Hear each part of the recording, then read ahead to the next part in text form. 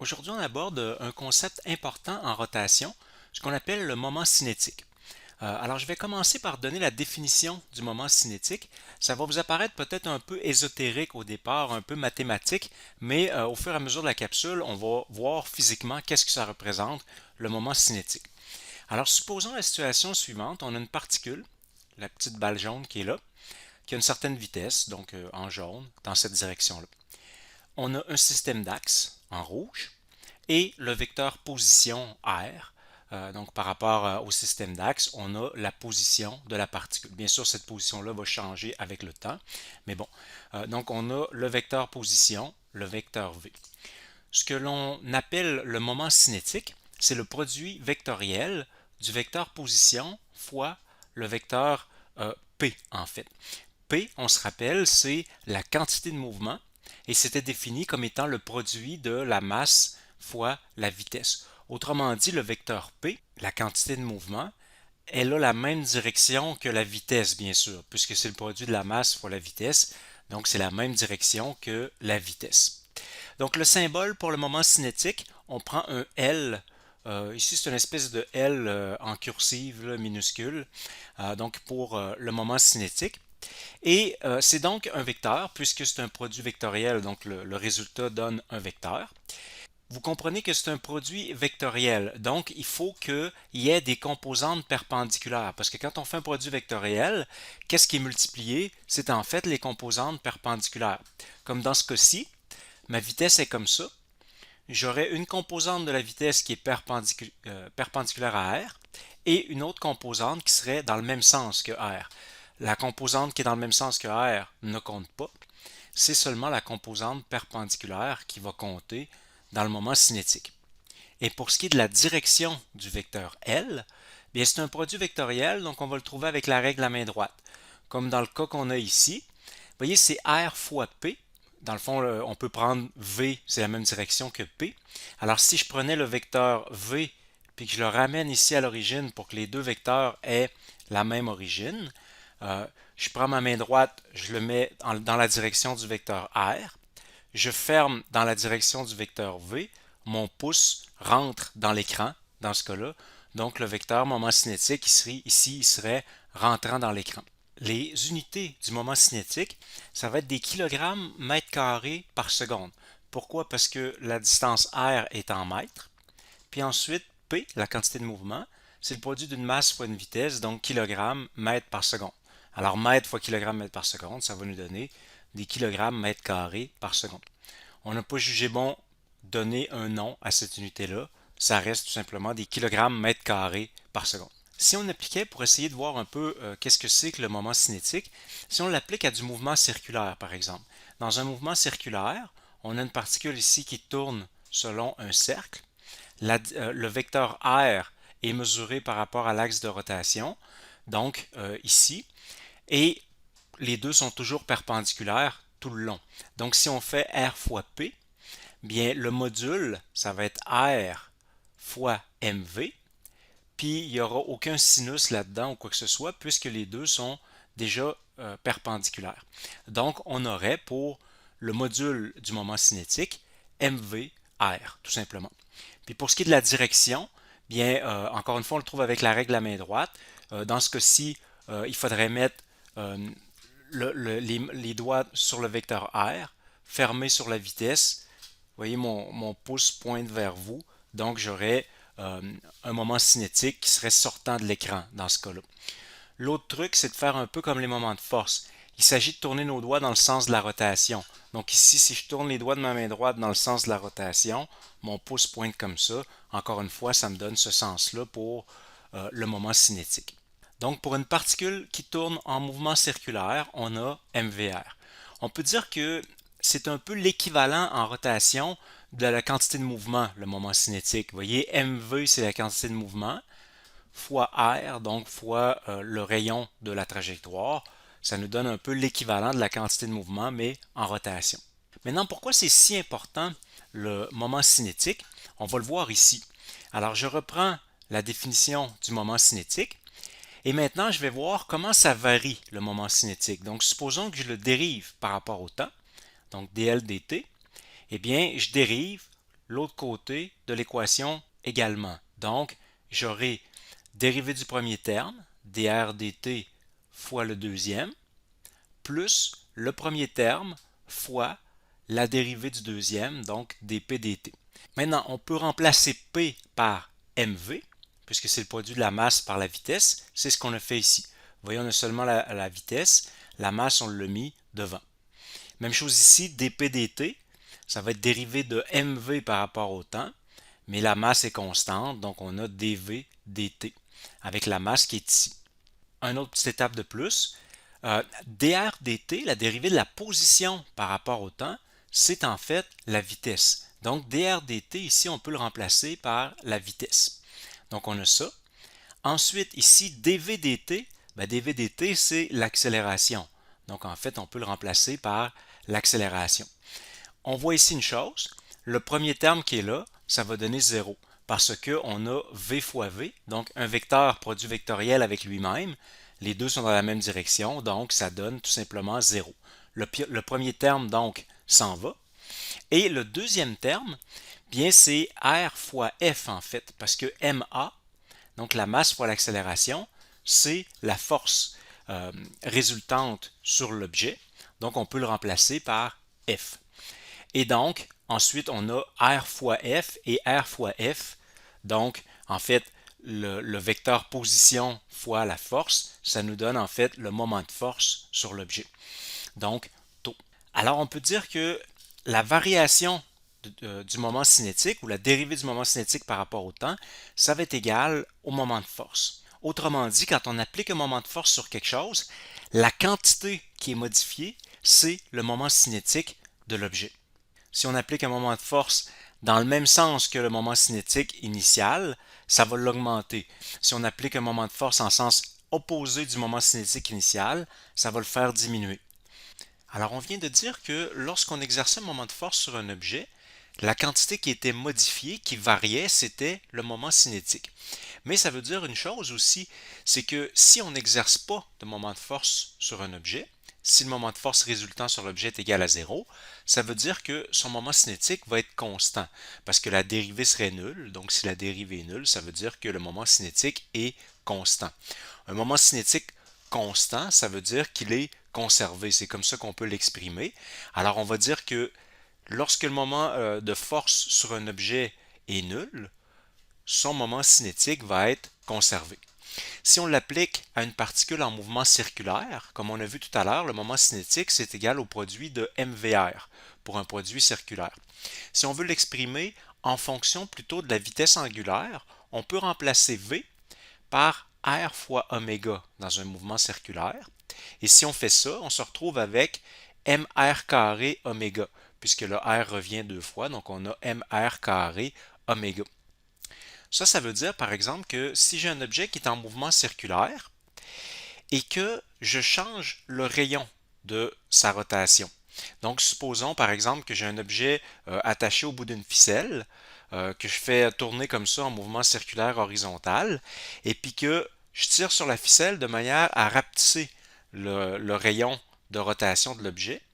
Eh bien, à ce moment-là, sa vitesse angulaire devra augmenter pour compenser, parce qu'il faut que le moment cinétique demeure constant, il n'y a pas de moment de force extérieur, donc en rapetissant le rayon, la vitesse angulaire va augmenter.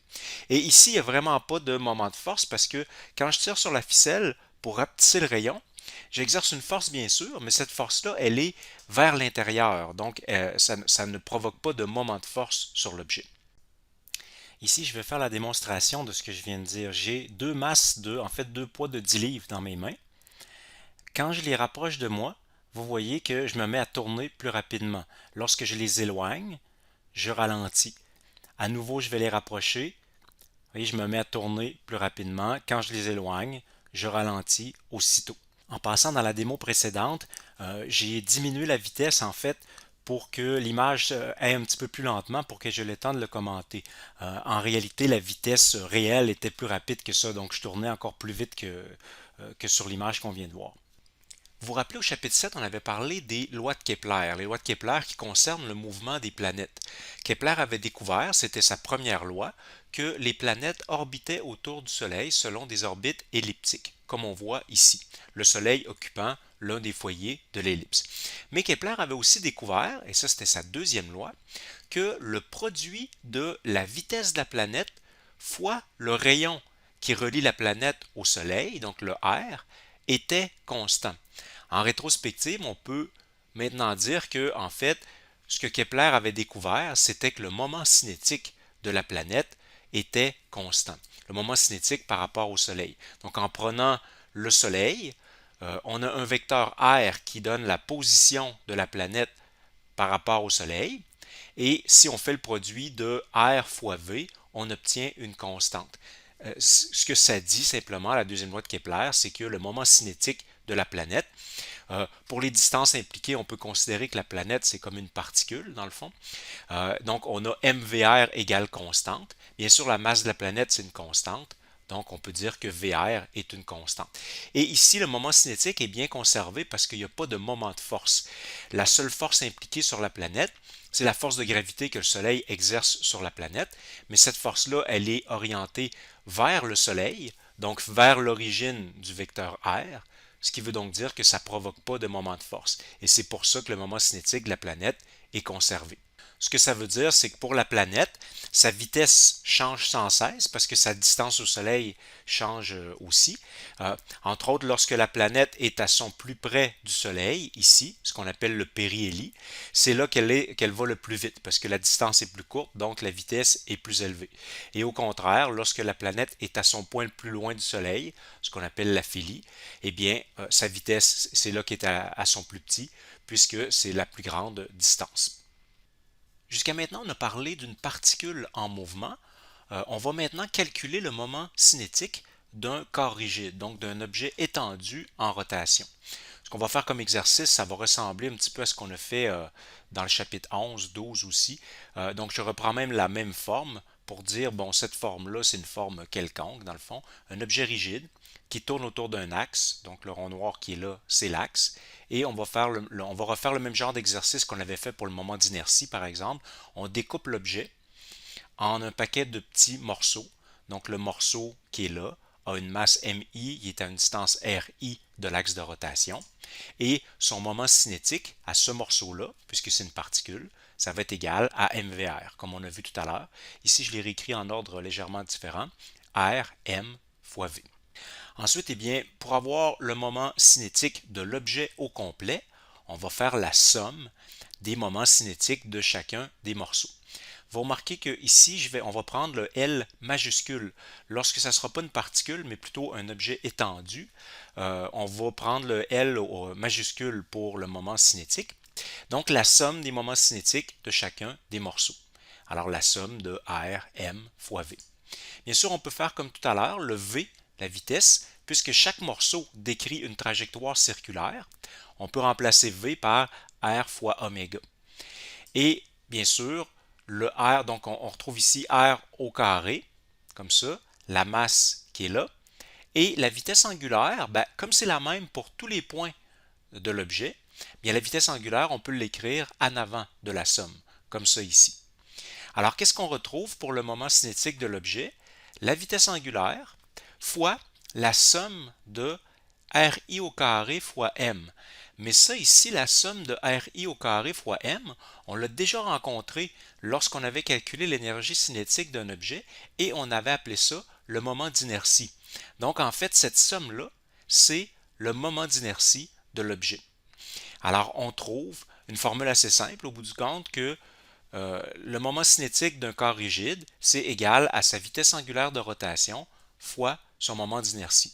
Habituellement, on l'écrit plutôt dans cet ordre-là. Ça n'a pas tellement d'importance, mais bon, habituellement, on met plutôt le moment d'inertie en avant de oméga. Alors, ça sera notre formule. Vous voyez, il y a un parallèle à faire avec la quantité de mouvement. On disait la quantité de mouvement, lorsqu'on le vu au chapitre 10, c'est la masse fois la vitesse. Ici, on a que le moment cinétique, c'est le moment d'inertie. Le moment d'inertie, ça joue un peu le rôle de la masse en rotation, fois la vitesse angulaire cette fois-ci. Donc, c'est vraiment quelque chose de similaire. Évidemment, ce n'est pas la même chose, mais il y a des similarités avec la quantité de mouvement. Bien sûr, on ne sera pas surpris d'apprendre que si le moment de force sur un objet est égal à 0, son moment cinétique va être conservé. On peut le montrer ici en dérivant le moment cinétique. Alors comme c'est une somme des moments cinétiques de chacune des parties, ben, c'est la somme des dérivés. Or, on a vu tout à l'heure que dl dt c'est égal au moment de force exercé sur la particule. Donc, on peut dire que dl dt, c'est la somme des moments de force sur tous les morceaux de l'objet. Et bien sûr, les morceaux exercent des moments de force les uns sur les autres. Mais par contre, à cause de la troisième loi de Newton, en fait, les moments de force internes vont tous s'annuler lorsqu'on va faire la somme et il va nous rester en fait seulement les moments de force extérieurs.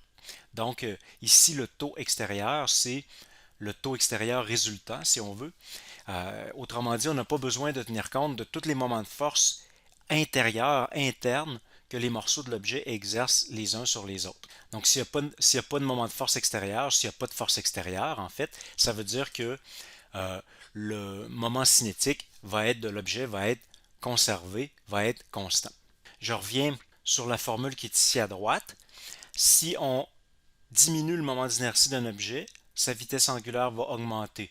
Si on augmente le moment d'inertie, sa vitesse angulaire va diminuer, à condition bien sûr qu'il n'y ait pas de moment de force extérieur.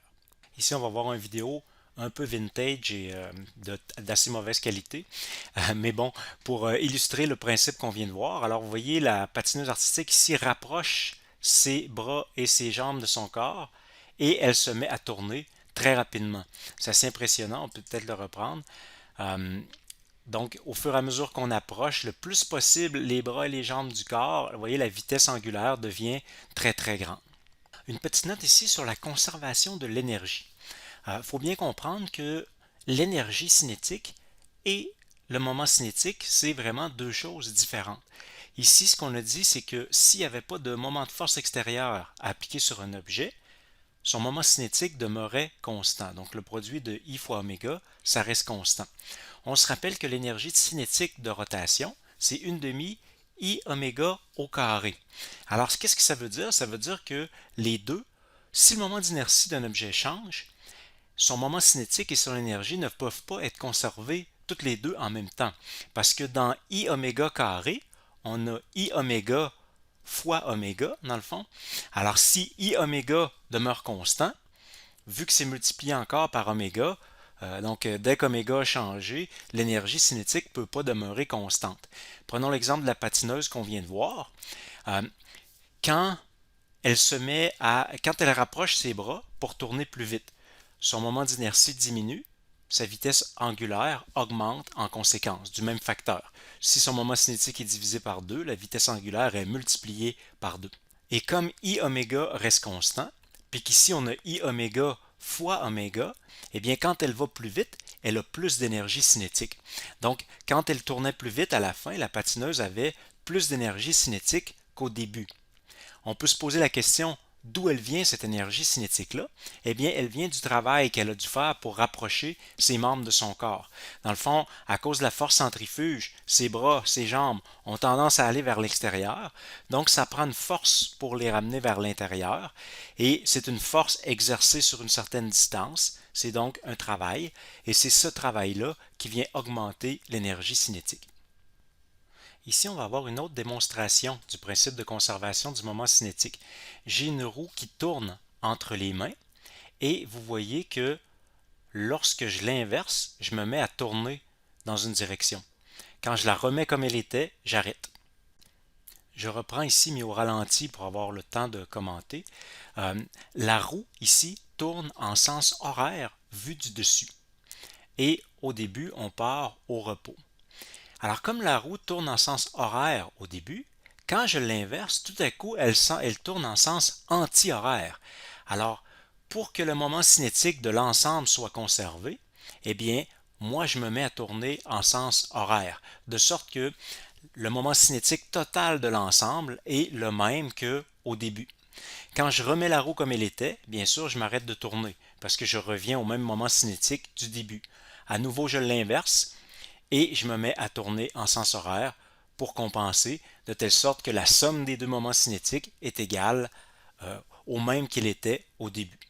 Remarquez que lorsque je l'inverse, Il n'y a pas de moment de force extérieur puisque je suis sur le banc qui tourne. Donc, je fais partie du système et donc il n'y a pas de moment de force extérieur.